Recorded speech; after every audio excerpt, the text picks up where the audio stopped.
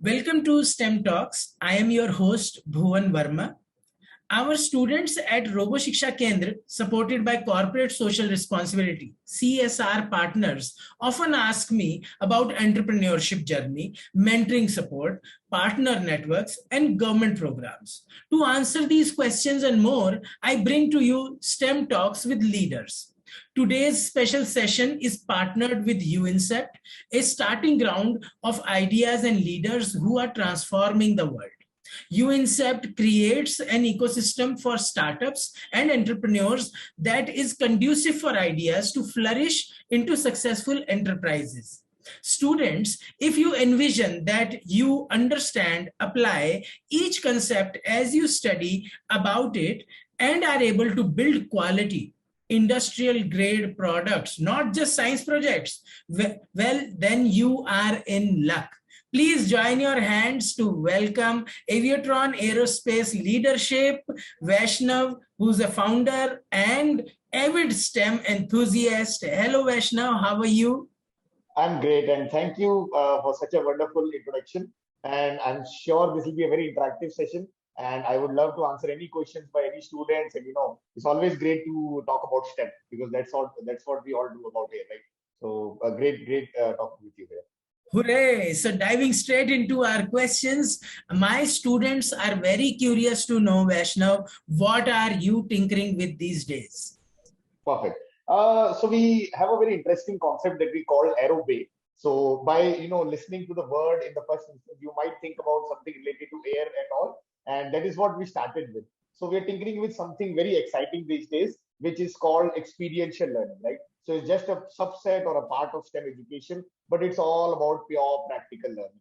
So we have a very simple vision: no theory, no pen paper, no books, no exams. So all practical stuff and no projects. It's all product-based learning, not project-based learning, because we've taken that to the next level. Be it anything, be it any technologies, let's say aerospace, space, drones, e-vehicles, meteorology, robotics, IoT, all of that become part of the process. But ultimately, it's pure experiential learning using your own hands. So you have to get your hands dirty. I don't care what you build, but all I care about is, are we building something new or not?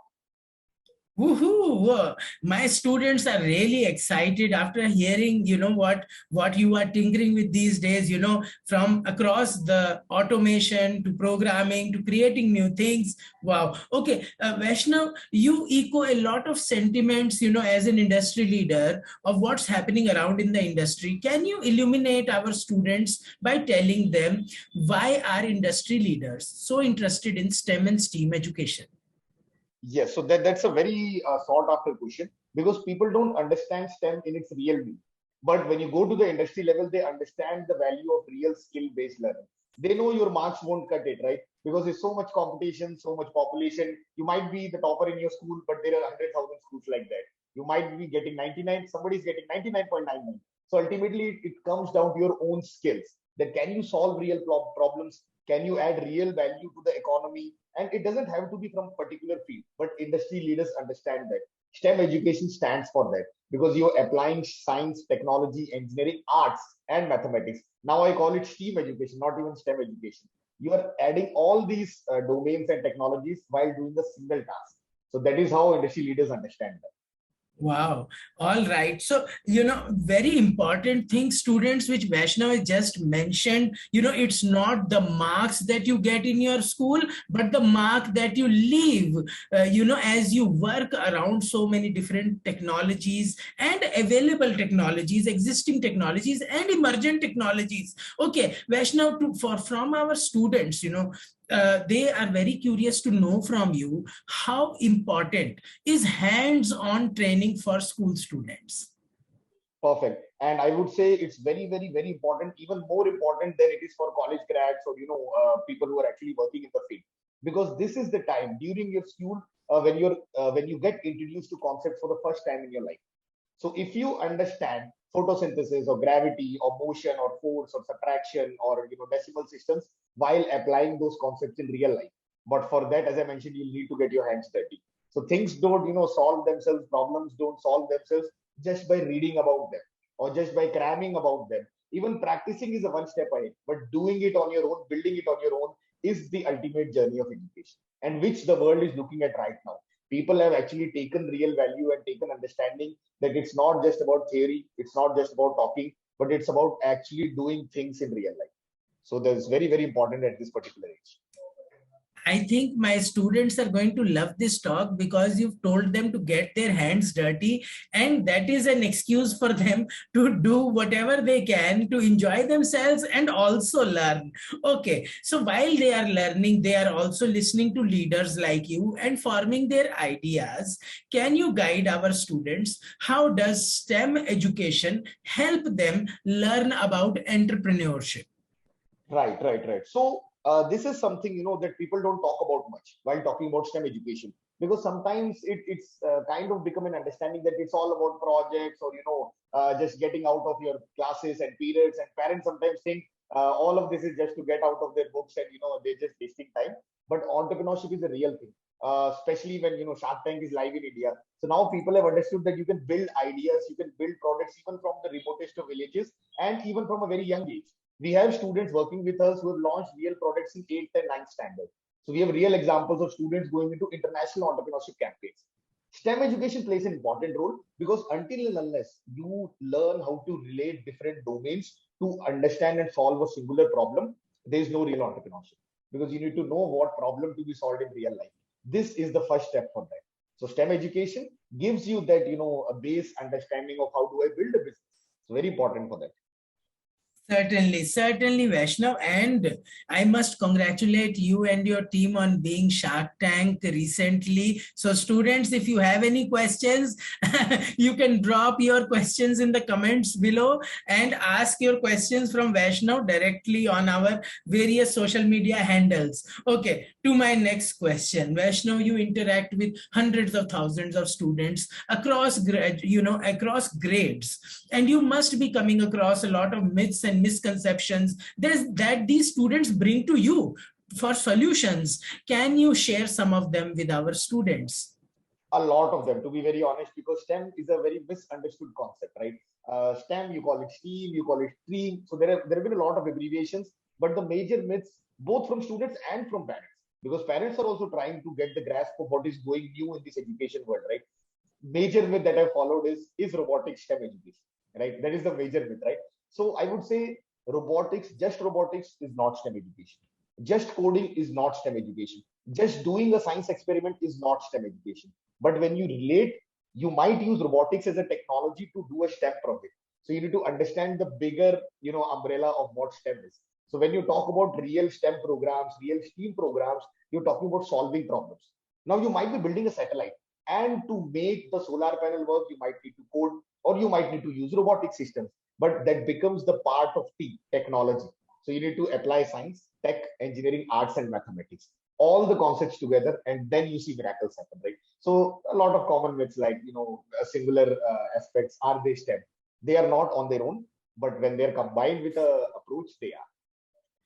Very important aspect, Vaishnav, you brought to fore: integrated learning, connectivity between different subjects, because we use a language to explain theories which are in physical and virtual spaces. So all of this knowledge is need to be known by our students. I hope, students, you are taking notes of the key aspects that Vaishnav is mentioning. They are very important. Okay, so moving on to the next question.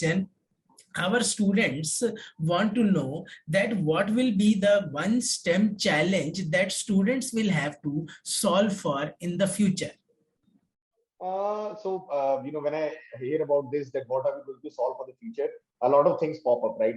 But if I want to summarize that in, let's say, 2 or 3 problems, I would say clean water, because that is where the world is going to, right? So there are a lot of problems that we're going to face when there'll be no drinkable water, right? Delhi is already seeing that problem. And if you travel anywhere in your car or in the bus, you see going all about this in the radio 24 hours. So yes, solving for clean water is a big problem. Even now we have technologies, but they're not economically viable, right?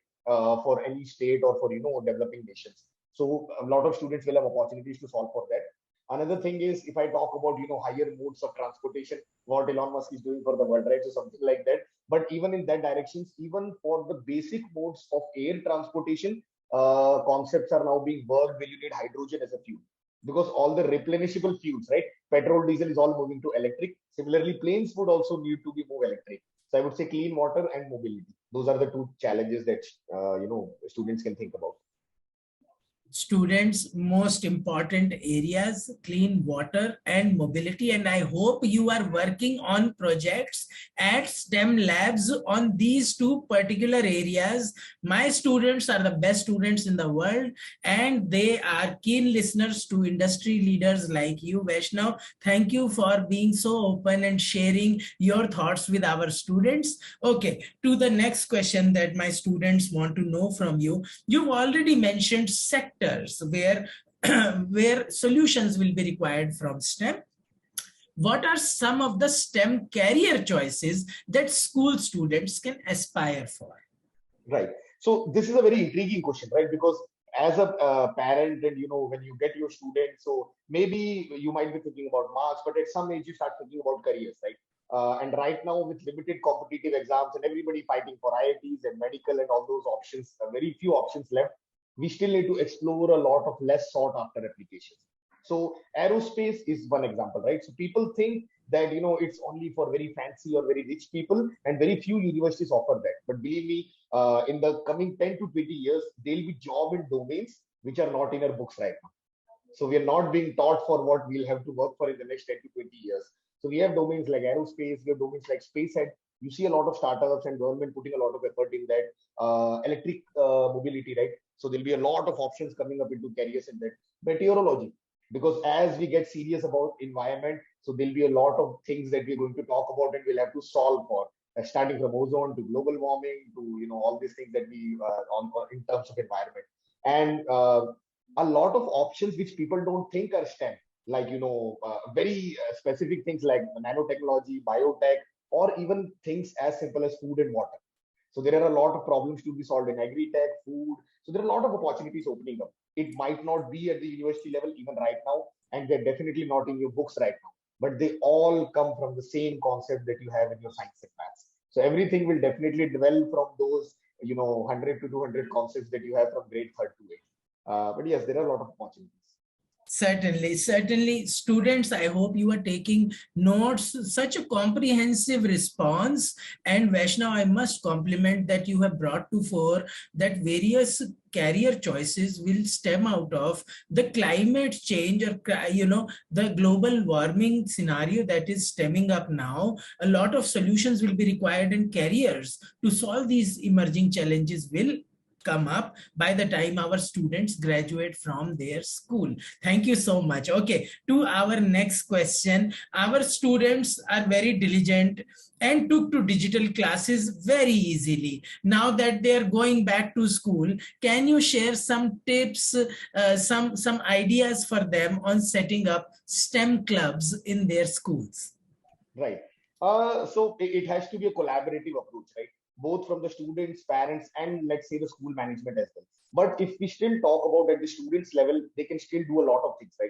They can reach out to a lot of organizations who offer STEM programs, who offer STEM clubs. But the best thing to look out even before thinking about setting something is research. So students need to develop a research mindset and research methodology, because there are a lot of programs and a lot of options out there, but you need to figure out which are the most effective and outcome based programs. It's not just hobby classes. These are not toys. These are real outcome oriented experiential learning programs, right? So you need to do a lot of research, and that is where they get open to a lot of options. They'll just by doing a simple research on Google, they'll understand there are at least 100 options for a single program available, right? But when they go into detail, they'll understand, are these programs actually helping them do something, right? Or are they just wasting time and just getting out of the classes? That should not be the point. When you talk about real outcome based programs, you should be able to skip a science class but still do a STEM project, and you should still be able to score more. So those are the tips that you need to figure out. Research, research, research. But when you do actually start thinking about getting something live in your schools, it has to be very, very, very hands oriented, right? So as I mentioned, the vision should be very clear. No theory, no pen, paper, books, no exams. Plus, they should follow design thinking approach. Only programs which include design thinking approach should be sought after. If programs which are not teaching about solving problems, helping the students generate ideas on their own, and then use the material as raw materials to build something or anything that they like, rather than just giving them DIY kits to assemble, which already has a fixed outcome. That is not how STEM program should.